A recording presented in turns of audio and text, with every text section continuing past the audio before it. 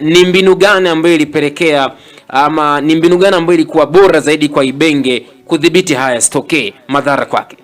Kwanza jambo kubwa kabisa ambalo Watanzania wanatamani ama wanatakiwa kulijua kwa upande wa Dar es Salaam Young Africans kwa sasa hivi. Young Africans sio timu bora tena ndani ya Jamhuri ya Muungano wa Tanzania. Sio timu bora tena. Na imeshaanza kutokuwa bora kwa muda mrefu sana. Kwa sababu hiki kinachotokea si kwa sababu kimetokea kwa bahati mbaya. Yanga inapata matokeo, nishawahi kuzungumza hapa, lakini haipati matokeo kwa sababu inacheza mpira mzuri. Ile quality ya Dar es Salaam Young Africans ya misimu minne nyuma hatuioni tena kama ni timu ambayo ilikuwa na uwezo wa kumfunga mtu yoyote kwa inavyotaka yenyewe.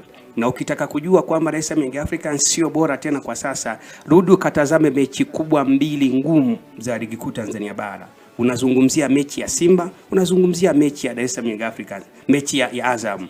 Mechi ya kwanza ambayo tuliona matokeo zidi ya Azam yalivyotokea, hakukuwa na mbabe, lakini pia rudi katazame mechi za dabi 3.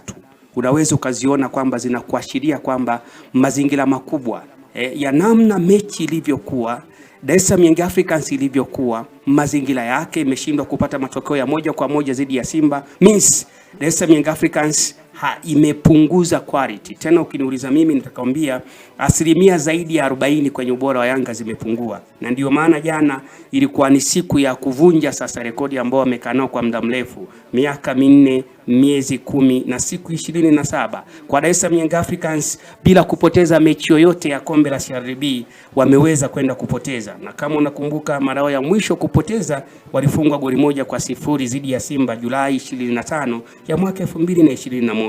Baada ya hapo ilikuwa ni ngumu sana Dar es Salaam Young Africans kuweza kupoteza, na ukiacha tu kwa Amani ilikuwa ni ngumu kuweza kupoteza.